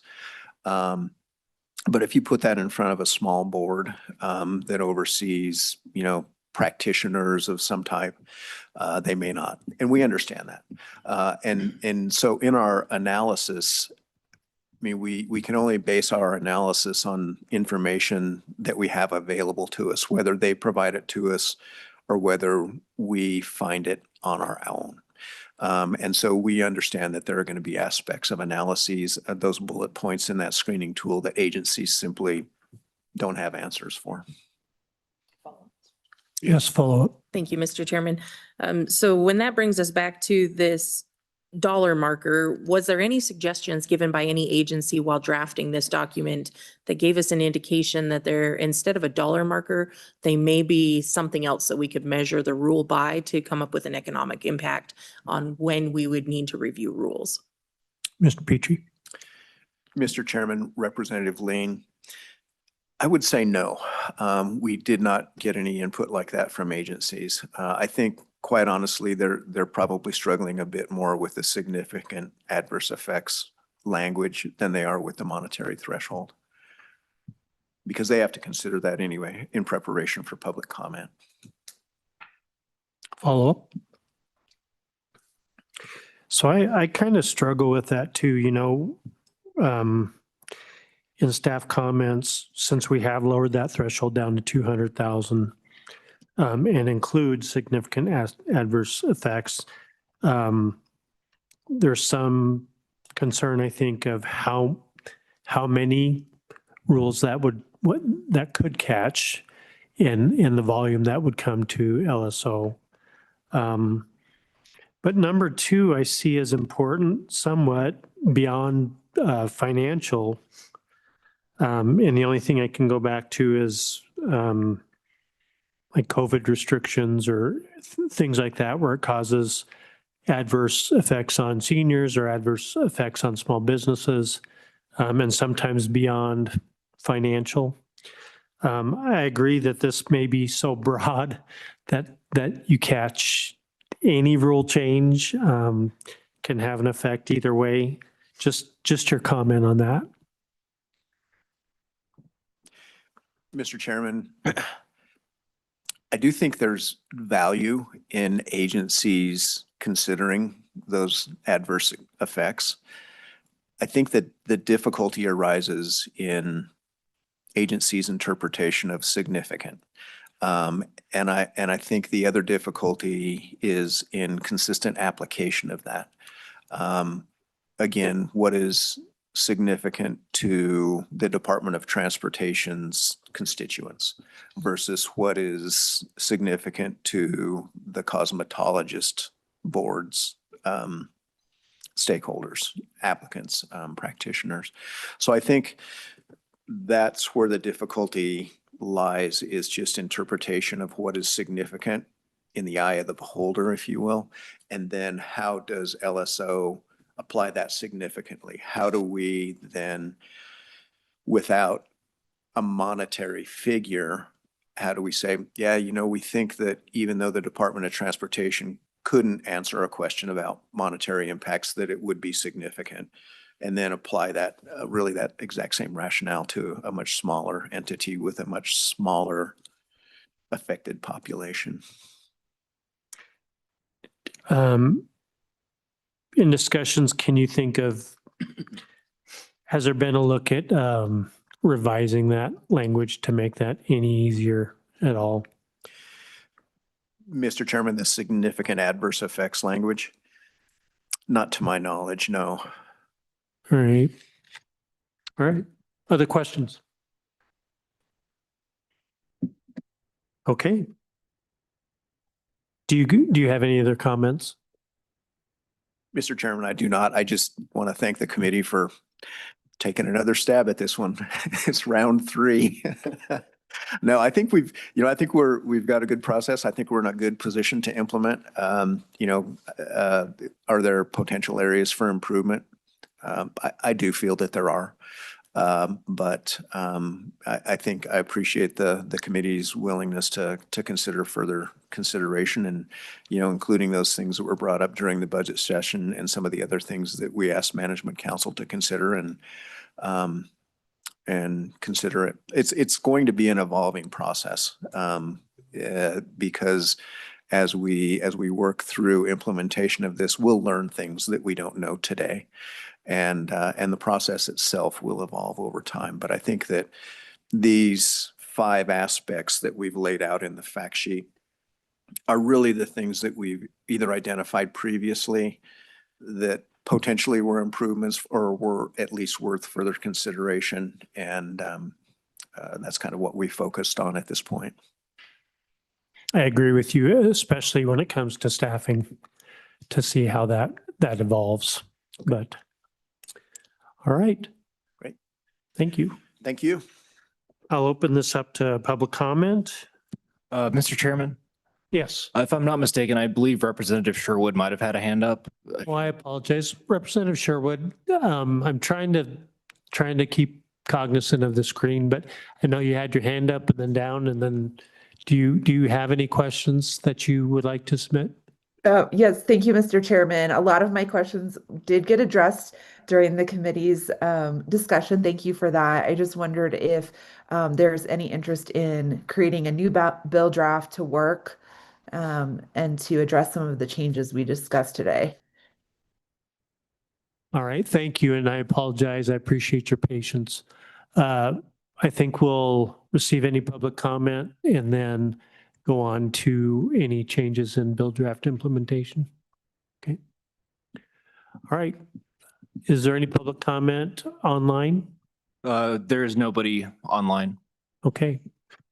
What is the committee's pleasure?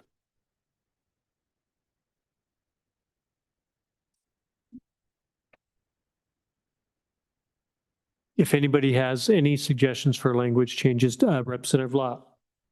Thank you, Mr. Chairman. I certainly would move that we get a bill draft on similar to SF 63. The one area I would certainly like to see a change in languages related to the federal law issue based on what was discussed. I know Senator Rothfuss had some ideas on that too, and inclusion of his concepts and thoughts in that, how maybe that works with management committee.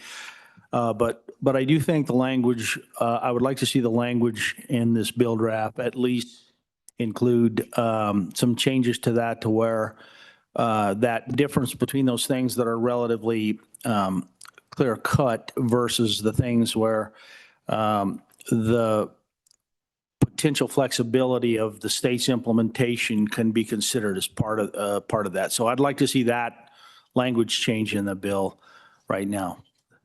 So that's what I would move that bill draft if we could. Second. It's been moved and seconded. Do you have any language that you would prefer, or Senator, maybe you have language that might help that bill draft along? Mr. Chairman, I think I would just leave the flexibility to LSO to redraft that provision to ensure that it is appropriately expedited, like the representative is suggesting. But it would be appropriate for the management council to have the capacity to request a review if it were appropriate and met the $1 million standard. So I think we wouldn't want to preclude a federal law triggering this review if management council deemed it appropriate, but we would definitely want by default to just have a recommendation that we not consider that. So I'd give staff the flexibility to come up with that language for that portion of it. Okay, Mr. Petrie, Mr. Anderson, are you okay with that? All right, it's been moved and seconded that we move this. Mr. Chairman, Sherwood has her hand up again. I apologize. Oh, Representative Sherwood, I'm sorry. Thank you. I just, in the same vein, do we want to have separate pathways for when the state has primacy and when we don't? And maybe that alters the process. All right, Mr. Petrie. Mr. Chairman, Representative Sherwood, I think that in the memo that we provide to the Management Council, we will certainly indicate whether it is a rule that's being driven by a change in federal law. But I think we could also include those instances where the state has primacy. And if necessary, those instances where, subject to the discussion we had on illicit drugs, that it's a change to something like that that has a very quick turnaround time. It's just informational for the Management Council at that point as part of the memorandum, but I think it just gives background to the box that they check on their form when they submit their rules for the first consideration to the Secretary of State's office, because that's an all or nothing kind of thing at that level. So we can certainly provide that information. And I think that, that may be valuable in the Management Council's consideration, primacy and, very quick turnaround on changes in federal rules.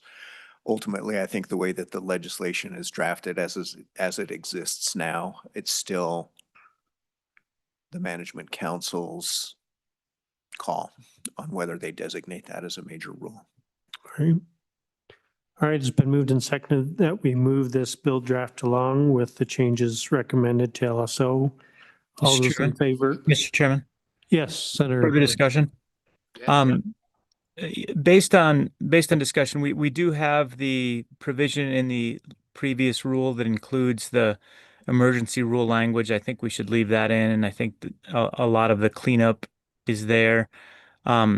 I do think it's worth discussing. In the prior draft, it lowers it to $200,000, and I don't feel that that's appropriate for us to do based on the testimony. It sounds like we don't have enough information at this time to understand what the fiscal impact is going to be of lowering it to 200,000, and it sounds like we would very likely need to hire a legion of LSO to take a look at it. So if we're contemplating what to bring forward from the prior draft and what to leave out, I would think that we would probably leave it at the $1 million that we have right now for the dollar threshold. And I'd honestly think that we might want to consider the discussion that we had on the Romanet 2 about significant adverse effects on competition.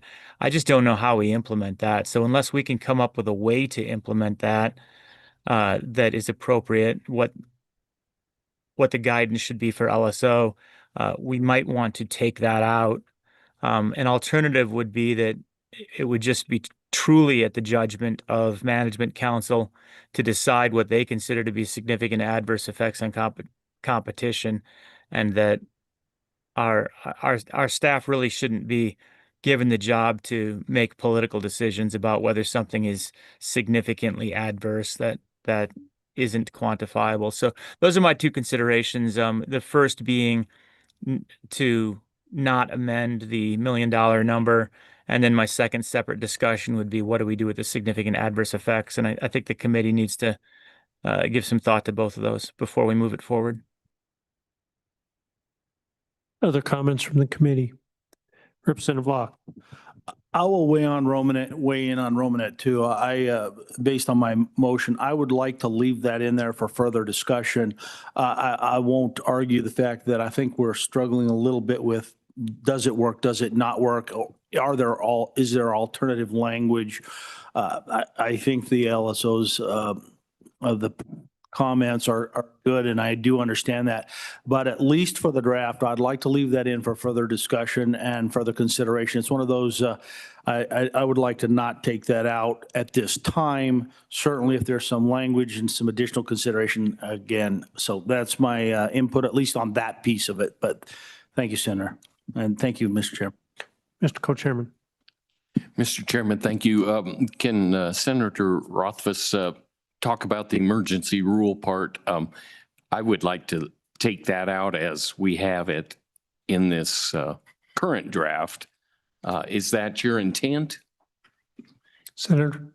Mr. Chairman, it was a little unclear what the co-chairman was asking there, but I think the current draft we have that we had from last year has the appropriate language change to remedy the emergency rule concern that was presented by Mr. Petrie.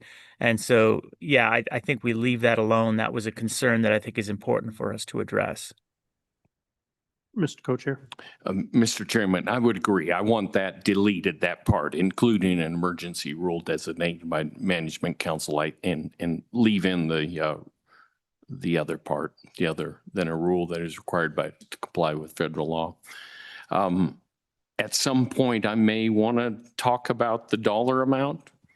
I don't know if I like the million. I don't think we can get the 200,000 passed, but may consider 500,000 or something like that. All right. Other comments? Well, Mr. Chairman, then just for the sake of us having a decision forward, I would move for us to leave it at $1 million for the draft that we have. And then we can talk more about that. And maybe our staff can, for the next meeting, give us a little bit more analysis on what the implications of changing that from $1 million would be in terms of additional staffing. But my motion would be to just restore the $1 million for the draft that we're provided in our next meeting. Okay. Comments? Representative Locke. Mr. Chairman, I think we may want to break that as a separate motion if that's an option.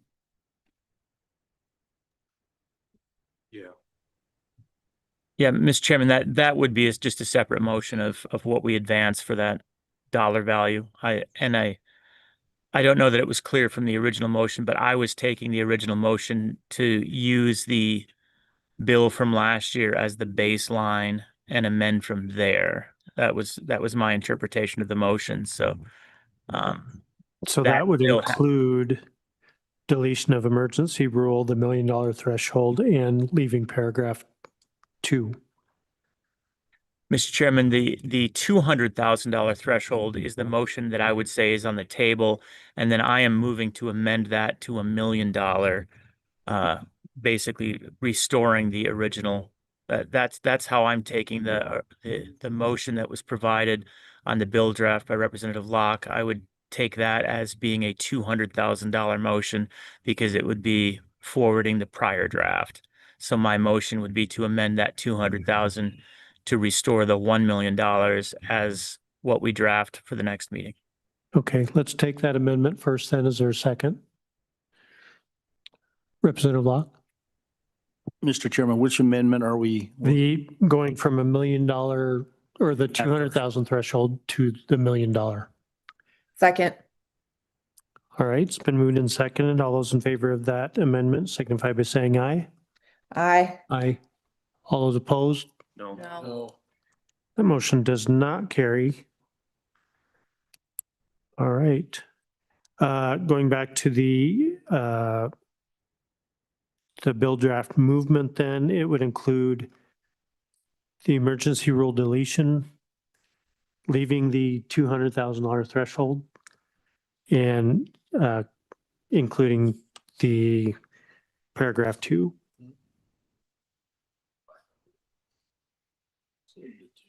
All those in favor of moving that bill draft forward, please signify by saying aye. Aye. All those opposed, no. No. All right, that does carry. So LSO, you have that directive. All right. Moving on, we have the legislative subpoena and penalty. Take a break. All right, let's take a 5-minute break.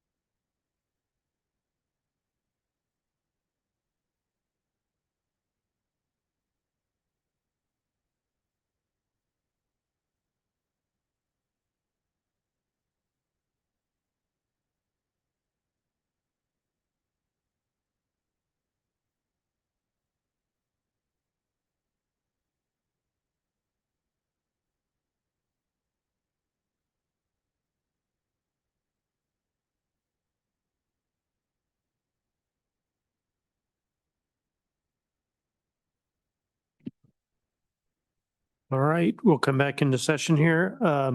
We do want to backtrack on that draft forwarding. I think we have a kind of a amendment that will at least keep it above 200, but below 100 or a million. And that is to do 500,000 as the threshold. I move that we change the threshold to 500,000, vice 200,000. Second. We have a motion and a second. Is there any discussion? Discussion? Okay, all those in favor of that amendment signify by saying aye. Aye. Aye. All those opposed, no. All right, that carries. All right, let's move forward to legislative subpoena penalty, a review of House Bill 83 and LSO overview. So, Mr. Chairman, so just briefly, I'll start by going through the bill that we had last year. And then Mr. Petrie has additional information on some of the other states and similar so that they've looked at. So just quickly through the bill, House Bill 83. All the bill did is the current penalty for failure to appear subject to a legislative subpoena is $100 and imprisonment in county jail for a period not to exceed 6 months. So this bill just changed that $100 fee to $750 and then just clarified that it's $750, 6 months in jail or both.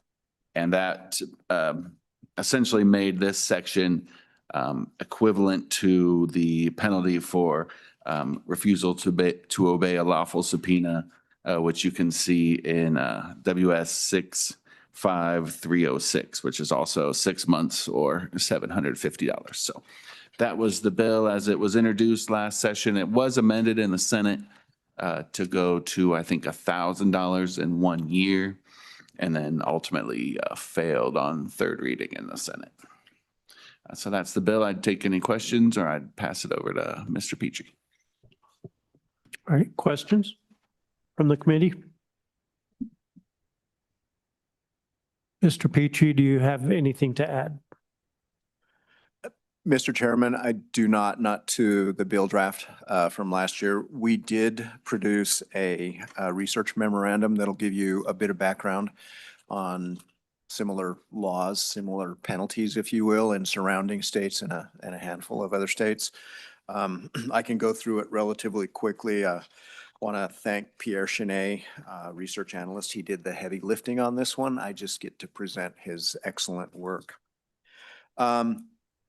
Basically, the question that we asked ourselves, let's provide information on other states' legislative subpoena authority and enforcement provisions. This memorandum presents an overview of legislative subpoena authority and enforcement provisions in Wyoming's neighboring states, as well as Kansas, New Mexico, and Oklahoma.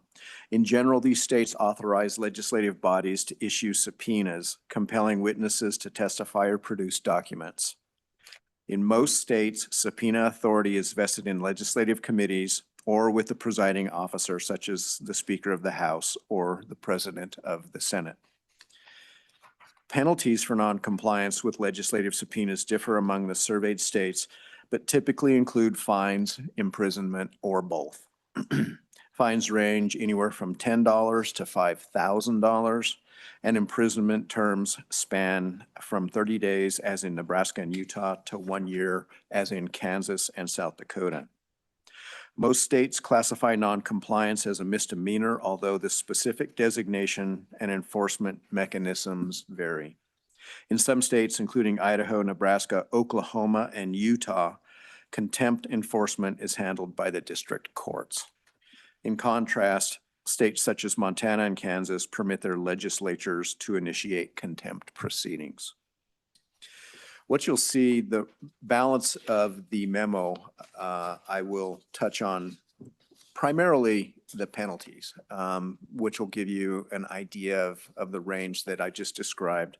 A lot of good information there in terms of who has the authority to issue subpoenas, who handles those subpoenas when they're issued. In some cases, and we'll touch on this briefly in the presentation, there's one state that actually allows entities, if you will, other than, say, the president of the Senate or the Speaker of the House or a committee chair to issue a subpoena. That's probably the biggest outlier in terms of authority. So I'm just going to touch on the states very quickly. As I go through them, really what I'm going to give you in most cases is the last sentence under each state heading, because that's where Pierre has summarized exactly what those states' existing penalties are. So we will start with Colorado. In Colorado, this is classified as a misdemeanor. It's punishable by a fine ranging from $250 to $750, imprisonment for up to 120 days, or both. Pretty straightforward in Colorado. Idaho, again, classified as a misdemeanor, punishable by a fine of up to $5,000, imprisonment for up to 5 days, or both. And furthermore, a witness who disobeys a subpoena must pay $100 to the aggrieved party, in addition to any actual damages recoverable in a civil action. Kansas, classified as a Class A misdemeanor and is punishable by a maximum fine of $2,500, imprisonment for up to 1 year, or both. Montana, classified as a misdemeanor, punishable by a maximum fine of $1,000, imprisonment for up to 12 months, or both. Nebraska. The specific Nebraska statute prescribing the penalty for contempt arising from noncompliance with the legislative subpoena is not immediately clear. One statute provides that certain subpoena-related contempt violations are misdemeanors, punishable by a fine ranging from $10 to $500, imprisonment for up to 30 days, or both. Another Nebraska statute grants courts the authority to punish contempt by fine or imprisonment without specifying maximum amounts or sentences. New Mexico, classified a person who fails to comply with a legislative subpoena is guilty of contempt of the legislature and is subject to a fine of up to $500, imprisonment for up to 6 months, or both. Oklahoma. A district court judge must hold the witness in contempt and impose penalties consistent with those in civil cases. Additionally, the court may issue an order authorizing the arrest and transport of the noncompliant witness before the committee. Oklahoma law further provides that witnesses subject to a court order may be required to post a bond to ensure their appearance. If no bond amount is specified, the default value is $100. South Dakota, classified as a Class 2 misdemeanor, punishable by up to 1 year of imprisonment, a fine of up to $500, or both. And finally, Utah. Among the states surveyed, Utah is unique in granting legislative nonpartisan agencies the authority to issue subpoenas. This is the one that I mentioned at the beginning of the discussion that grants broader authority to issue subpoenas than the other states that we surveyed. In Utah, the contempt is classified, sorry, I don't know exactly what is classified as, but it will result in a fine not to exceed $1,000, imprisonment for up to 30 days, or both. So you can see the range, I think, pretty consistently. Failure to comply is subject to either a monetary penalty or jail, or both. But you do have a fairly broad range in surrounding states and the other states that we identified for more consideration in the research. I don't know what the committee's preference would be in terms of changing Wyoming's penalties. But I think that this gives some good information in terms of what other states do, states surrounding us and a handful of others, just for context. With that, I'll stand for questions. Questions from the committee?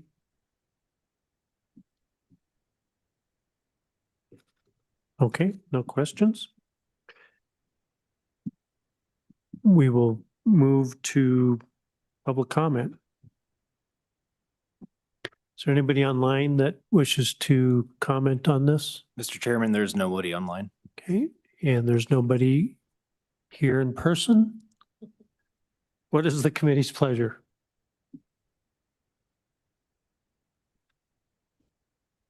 Mr. Chairman. Yes. Mr. Chairman, I'd like to move that we bring a bill draft that is a duplicate of 26 LSO 248 for next session. Second. Okay, my question is, do you want to do this as a draft since we've gone through public comment, or do you want to just move the bill? Mr. Chairman, if the committee is amenable, I would move the bill. Point of order. Yes, Senator. The bill's not in form for the 27 session, so we can't move the bill. It needs to be drafted and then brought for further consideration. All right, thank you. All right, it's been moved and seconded that we move this bill for draft purposes to the next meeting. All those in favor signify by saying aye. Aye. Aye. All those opposed? All right, motion carries.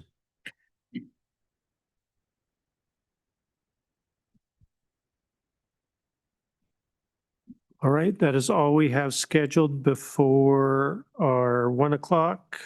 So we will break for lunch. Okay. Okay. They're not here. We'll come back at 1 o'clock. Okay. Yes, she was here. I don't know. We should go see if they're here, but.